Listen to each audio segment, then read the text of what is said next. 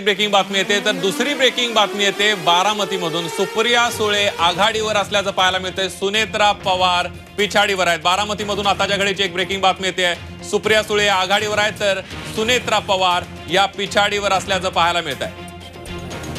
काही वेळापूर्वी आपण शिरूरमध्ये पण बघितलं अमोल कोल्हे आघाडीवर होते। सर तुम्ही मगाशी ज्या पद्धतीने म्हणत होता अजित पवारांसाठी कोणताही कल आशादायक दिसत नाहीये। दिंडोरीतही आपण बघतोय दिंडोरीतनं भास्कर बगरे आघाडी होते। केंद्रीय मंत्री तिथे खरं तर पिछाडीवरती ही बातमी माहिती सगळ्यात महत्त्वाची या क्षणाला।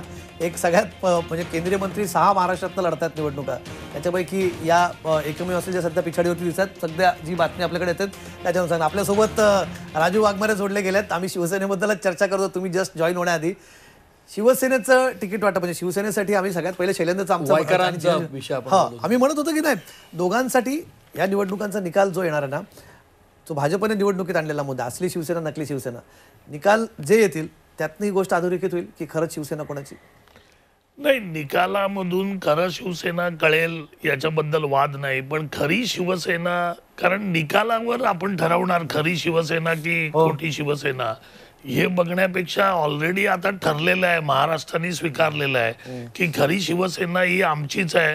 पण कौल हा जनतेचा पहिल्यांदा येईल ना। नाही कौल या कौलमध्ये की फक्त मतदान ठाकरेंच्या शिवसेनेला होतंय आणि शिंदेच्या शिवसेनेला होतंय अशातला भाग नाही। या मतदानामध्ये बाकीचे सगळे फॅक्टर इन्व्हॉल्व आहेत, त्याच्यामध्ये इतर पक्ष आहेत, मोदींचा फॅक्टर आहे, त्याच्यामुळे याच्यावर ठरवणं याच्यापेक्षा मी तर असं म्हणेन महाराष्ट्राने स्वीकारलेलं आहे की बाळासाहेब हिंदू हृदय सम्राट बाळासाहेब ठाकरे यांचे विचार यांचे निशाणी आणि यांचा पक्ष हा आदरणीय एकनाथराव शिंदेकडे आहे, त्याच्यामुळे असली शिवसेना ही आमची आहे खरं ठरलेलं आहे। चला बीडमधून बीडमधला पहिला जो ज्याच्याकडे सगळ्यांचं लक्ष होतं बीडमधून पंकजा मुंडे आघाडीवरती आहेत। वेगवेगळे त्याच्याबद्दलचे अंदाज वर्तवले जात होते। राम शिंदे हसतायत तिथे, तुमच्या एक स्माइल दिसतं तुमच्या चेहऱ्यावर तुमच्या मतदारसंघाच्या बाजूला। तर अशोक चव्हाणांच्या नांदेडमध्ये काँग्रेस आघाडीवर असल्याचं पाहायला मिळतंय। वसंत चव्हाण नांदेडमधून आघाडीवर आहेत। काय बीडचा कल कसा बीड सगळ्यात जास्त बीडमध्ये निवडणुकांच्या आधी पण नंतर पण बीड चर्चेत राहिलेलं आहे। अत्यंत पोलराइज अशी निवडणूक झाली म्हणता येईल। त्याच्यामध्ये निश्चित स्वरूपामध्ये तथ्य आहे, परंतु पंकजा मुंडे या गेल्या 2 वेळेस निवडून आलेल्या आहेत, पालकमंत्री राहिलेले, त्याच्यामुळे महायुतीमध्ये धनंजय मुंडे त्यांच्याबरोबर आहे। तिथले अनेक आमदार आणि माजी आमदार देखील त्यांना जोडले गेलेले आहेत। पोलरायझेशन झालेलं आहे, परंतु शेवटी निवडणूक कोणाविरुद्ध कोणाची होती आहे, त्यामुळं जो काही विचारवंत जो काही मतदार आहे त्यांनी निश्चित स्वरूपामध्ये पंकजा मुंडेंच्या पाठीशी उभा राहण्याची भूमिका प्राथमिक म्हणजे प्राथमिक कलामध्ये तरी आपल्याला दिसते। निश्चित स्वरूपामध्ये हाच कल पुढे जाईल आणि म्हणून पंकजा मुंडे हे एक ज्येष्ठ नेते आहेत, राष्ट्रीय नेते आहेत आणि म्हणून त्यानुसार जे आदरणीय पंतप्रधान नरेंद्रजी मोदी यांनी त्यांच्यासाठी जी सभा घेतली ती निश्चित स्वरूपामध्ये या सगळ्या गोष्टीचं जर पाहिलं तर एक सर्वसामान्य माणूस ही गोष्ट लक्षात ठेवतो आणि मतदानाच्या दिवशी त्याच्यामध्ये रूपांतर होत असतं आणि म्हणूनसाठी चर्चेत राहिलेली ही जागा आहे। परंतु चर्चेच्या अंती ज्यावेळेस पंकजा मुंडेंच्या संदर्भामध्ये आता आघाडी आपल्याला दिसते, त्यामुळे मतदान पोलरायझेशन झालंय, तरी पोलरायझेशन झालं असा जरी भाव निर्माण करण्यात आला असला तरी पण पंकजा मुंडे विरुद्ध सोनवणे हा जो काही लढाई होती, यापूर्वी देखील गोपीनाथ मुंडे विरुद्ध जिल्हा परिषद सदस्य उभा केला जायचा आणि त्यावेळेस देखील अशीच परिस्थिती निर्माण व्हायची आणि ती काही आत्ताच झाली अशी नाही, गेल्या मुंडे साहेब असतापासूनची अशीच लढाई होती आहे।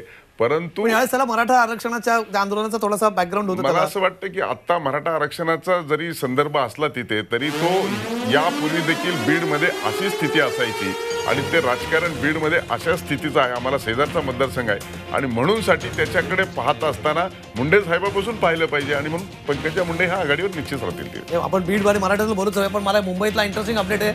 संदीप पिछाडीवरती आहेत, वर्षा गायकवाड आघाडीवरती, उज्ज्वल हे अपेक्षित आहे। आता परत म्हणाल तुम्ही आता आपण किती वेळ याला साधारण 9 पर्यंत आपण याला सुरुवातीचे इनिशियल कल म्हणूया, नंतर आपण यांच्याकडे त्या चर्चेकडे पुढे जाऊयात। पण एनडीए 300 जागांवरती आता आघाडीवरती आहे, 300 जागा, त्यामुळे परत एकदा एक्झिट पोल्स मधला जो 300 पार झाला आता बघूया 300 पार आता परत इनिशियल करत आपण 9 झाल्यानंतर परत त्याच्यावर थोड्या वेळाने आपण न्यूजरूममध्ये जाऊ।